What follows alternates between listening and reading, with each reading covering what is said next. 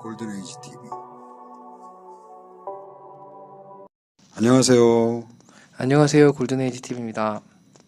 이번 시간은 화폐전쟁 탐욕경제의 네 번째 시간이고요. 여기서 제가 이 책 읽으면서 제일 흥미로웠던 부분 중에 하나가 과거 2000년 전에 로마와 북송의 사례를 통해서 아메리칸 드림의 허상을 미리 좀 알아보는 그 부분이 되게 재밌었던 것 같습니다. 역사는 언제든지 재밌는 것 같아요. 우리나라도 비슷한 일이 분명히 고려시대나 조선시대에 있었을 텐데 향후에는 아마 우리가 좀 찾아가지고 그것도 같이 얘기 주면 좀 되게 재밌을 것 같기도 합니다. 이 부분에서 저자 송홍비는 로마와 북송의 어떤 흥망성쇠 과정을 하나하나 이제 천천히 따라가면서 화폐 가치 하락이 국가를 어떻게 몰락하게 하는지 모습을 생생하게 보여주고 있습니다. 국가의 부가 벼슬아치와 상인들의 탐욕에 의해서 왜곡되고 이로 인해서 빈부격차를 극대화되면서 조세 체계가 변질이 되고 이에 따라서 국고는 비워지면서 화폐 가치가 떨어지는 일련의 과정들, 그 과정들 속에서 국민의 재력 역시 이제 다 고갈이 되고 이런 것들이 이제 결국 내란이나 외환과 연결돼서 국가가 멸망한다. 이런 이치를 하나하나 이제 사례를 들어가며 설명을 하고 있습니다. 지금 보시는 사진 속의 두 사람이 로마와 북송에서 이런 문제점을 바로잡기에 있었던 대표적인 개혁가들 로마의 티베리우스 크라쿠스와 북송의 관료였던 왕한석의 사진입니다. 이 두 사람은 책을 나중에 보시면 아시겠지만 결국은 좀 비극적으로 좀 마무리가 되는데요. 어떻게 보면은 어떤 국가가 됐던 개인이 됐던 그 흥만성쇠가 항상 있는 것 같아요. 그 흥만성쇠를 로마와 북송 이 사례가 아주 정확하게 보여주고 있습니다. 일단 먼저 북송에 대해서 좀 알아볼까 합니다. 송나라 하면 흔히 이제 되게 약한 국가, 교과서에 이렇게 배웠던 기억이 있는데요. 대표적인 문치 국가로서 군사적인 힘은 되게 약했고 무능했던 것으로 알려져 있습니다. 하지만 경제 문화적인 측면에서 아주 비약적인 발전을 이뤘던 시대이기도 한데요. 우리가 알고 있는 수호전, 이게 대표적인 서민 문학이었는데 그 당시 이런 문학들이 발전할 수 있도록 어느 정도 문화적인 그리고 경제적인 여유가 있었다는 얘기죠. 맞습니다. 이게 여기서 보시는 것처럼 왜 북송이냐? 원래 송나라가요 향후에 남송으로 줄어듭니다. 이 거란이 이제 금나라로 변하면서 송나라가 되게 작아지고 그 당시 한국은 고려 시대였죠. 그래서 북쪽에 거란하고 여진하고 되게 경쟁 관계 있었 그 시절입니다. 그래서 북송 이전에는 이제 5대 10국이라는 시대, 여기서 갑자기 중국 역사가 나오긴 하는데 5대 10국이 이제 있었는데 그 중에 후주라는 나라의 이제 무신 조광윤이 개봉이라는 데를 지금 변경이라고 이름이 붙여 있는 개봉을 수도로 해서 통일을 이루게 된 나라입니다. 정치적으로는 중앙 집권으로 이루어져서 이제 안정적인 시대이긴 했지만 앞서 말한 대로 군사력은 한참 허약해서 주변국 아까 요 나라 이런 금나라들 침입을 많이 받았고요. 심지어 조공까지 바쳤다고 합니다. 역사적으로. 하지만 이제 경제적으로는 중국 역사상 역대급 융성과 호황을 누렸다고 합니다. 옆에 보시는 차트는 옥스포드의 브로드베리 교수가 발표한 논문에 있는 내용인데요. 당시 북송의 1인당 GDP가 1000달러를 넘은 것이 영국에 비해서 거의 400년 가까이 보시는 바와 같이 먼저 이제 1인당 GDP가 1000달러를 넘었다고 합니다.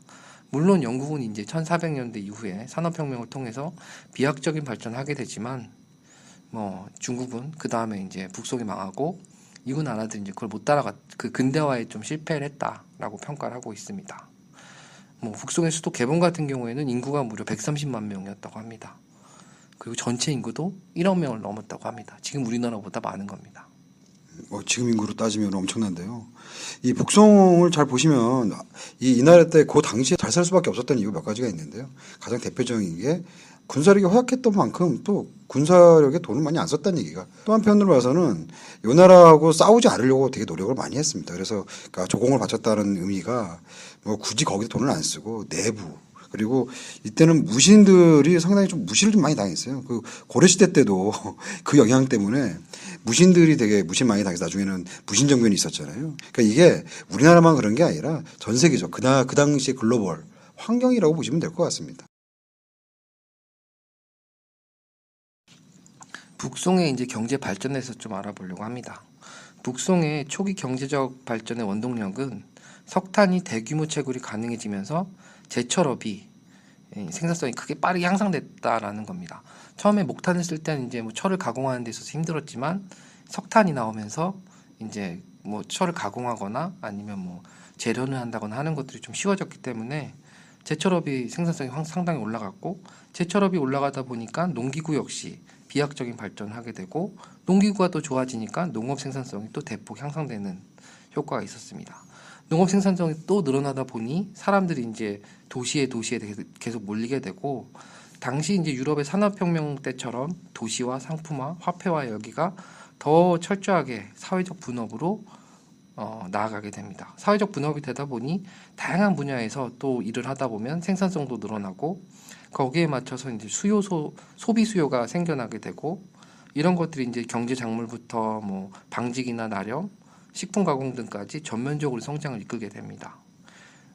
당시 북송의 인구와 생산성이 그 전에 있었던 당나라의 거의 2배에 달했고 경제 규모로 봤을 때는 4배를 넘었던 것으로 추정을 하고 있습니다. 여러분들도 아시겠지만 이 당나라 하면 은행이란 말이 처음 나온 게 당나라 시절이거든요. 그래서 은이 사회 전체를 움직이는 어떤 매개체가 시작된 게 어떻게 보면 당나라인데 그걸 그대로 이어받은 게 송나라라고 보시면 됩니다. 뭐 지금하고 되게 유사하죠. 이 당시엔 다 농사짓고 뭐 이렇게 살았던 거 아니야? 라고 생각할 수 있는데 도시가 발전되면서 점점 사람이 모이고 그 사람들이 모여서 더 발전하는 게 과거나 현재나 미래나 그 동일한 패턴으로 운영이 된다고 보시면 될 것 같습니다. 하지만 북송의 경제 규모를 감당하기 위해서 화폐를 또 무분별하게 발행해서 유동성 과잉 문제가 심각하게 발생하게 되고 인플레이션과 함께 부의 집중이 일어나게 됩니다.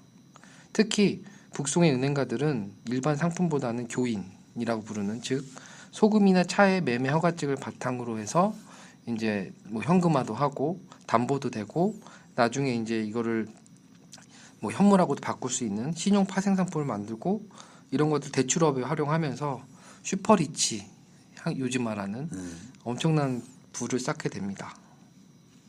참 재밌죠. 여기 보시면은 이 당시에 은행이라는 거가 현재 은행하고 좀 다릅니다. 그런데 화폐라는 걸 보면 무슨 뭐 은을 갖고 다니면서 교환을 하거나 이런데 은을 얼마나 많이 갖고 다녀야 되겠어요. 만약에 뭐 돈을 빌린다고 하면 이때도 너무 큰 뭐 은이나 철이나 이런 걸로 만들어져 있는 화폐를 갖고 다니기 어려우니 개 대신에 종이 같은 거죠. 내가 이 돈을 빌려줬다라는 증서입니다. 증서. 그 증서를 갖고 지금 수표처럼 갖고 다니면 이제 이 상인들한테 그걸 맡기면 돈을 준 거예요. 되게 지금하고 유사하죠. 채권을 유동화하는 뭐 그런 식이죠. 그런 식으로 그게 화폐가 된 겁니다, 진짜. 그러면서 이제 상인들이 이제 머리를 쓰기 시작하는 거예요. 요 화폐 갖고 장난을 좀 치면 돈을 좀 벌 수 있겠네. 이러면서 이제 이 부자들이 더 큰 부자가 될 수 있는 자기가 시장 가격을 조정할 수 있다는 어떤 그런 중요한 위치에 있기 때문에 본격적으로 이제 이 은행가들이 자기 힘을 발휘할 수 있는 시대가 된 거죠. 발단이 지금 그림 보시는 것처럼 처음에는 이제 전쟁을 하다 보면 군량이나 마초 이런 것들이 계속 공급이 돼야 되잖아요.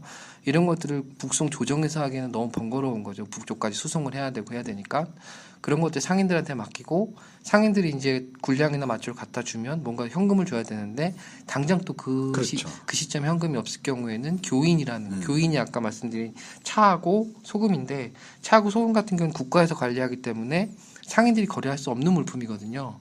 그렇기 때문에 교인이라는 걸 줘서 당신들이 소금을 갖다가 시장에 팔아서 수익을 내세우라고 했는데 여기에 이제 조정 있던 수도 개봉의 은행가들이 이게 돈이 될 것 같으니까 여기에 이제 자기네들이 어떤 담보물을 제공할 수 있도록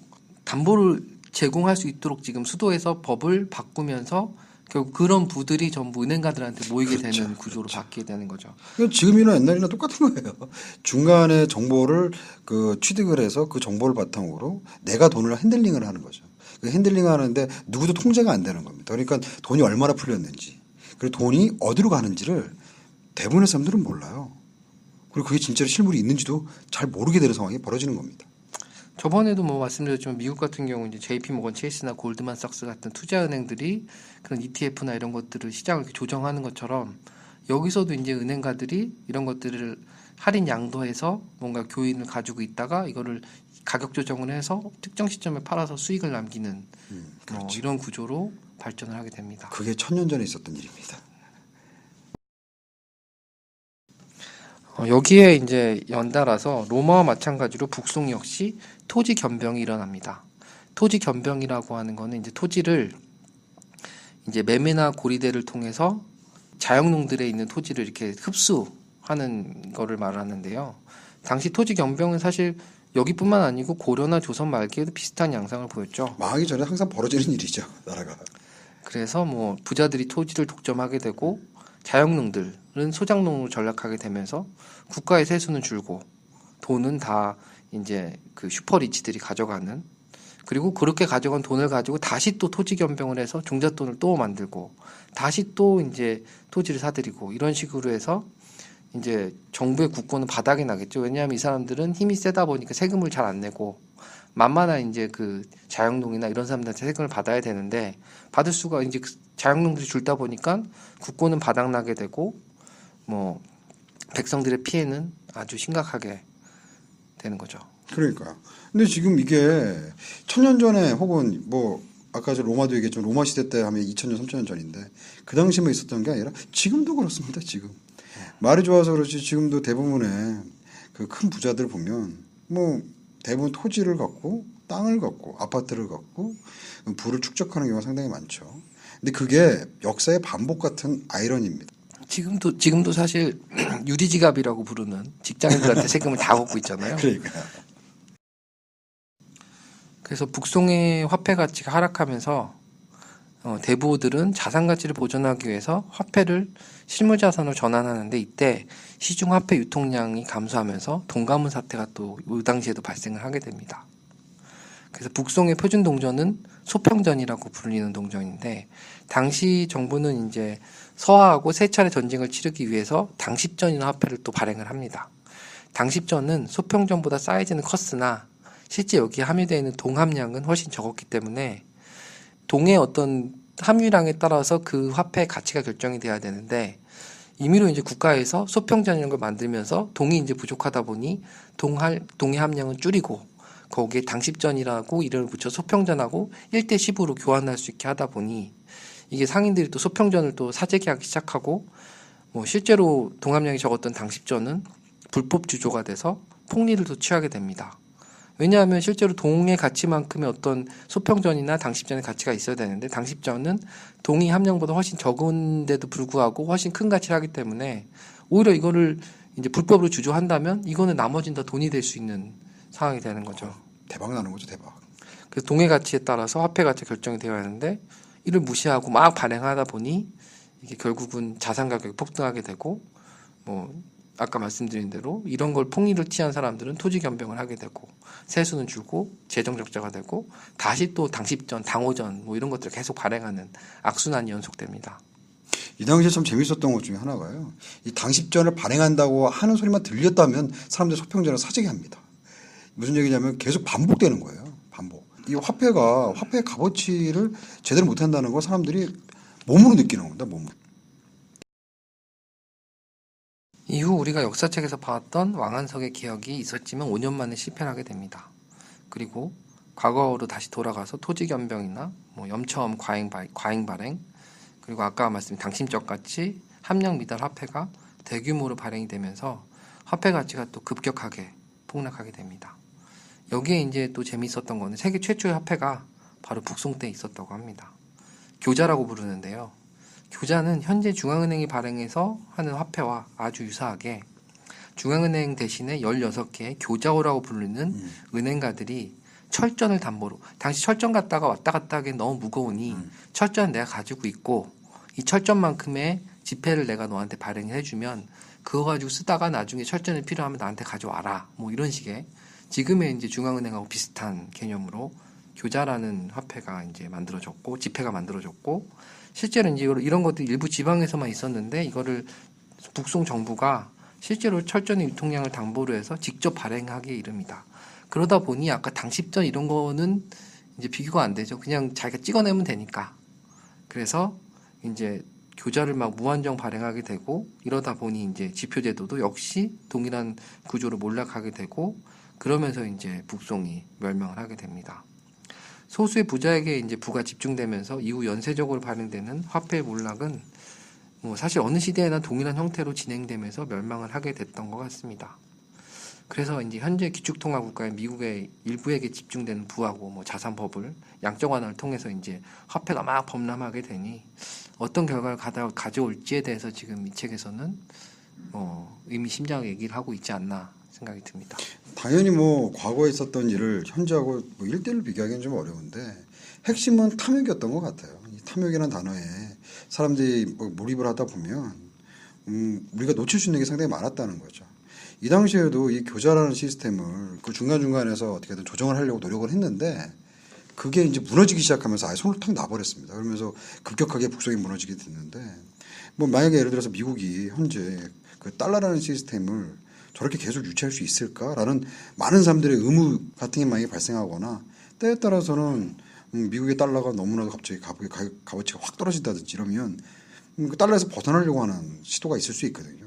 그러면은 뭐 북송이 멸망한 거하고 좀 다르겠지만 비슷하게 화폐가 붕괴될 수도 있다라는 걱정을 이 책에서는 하고 있는 것 같습니다.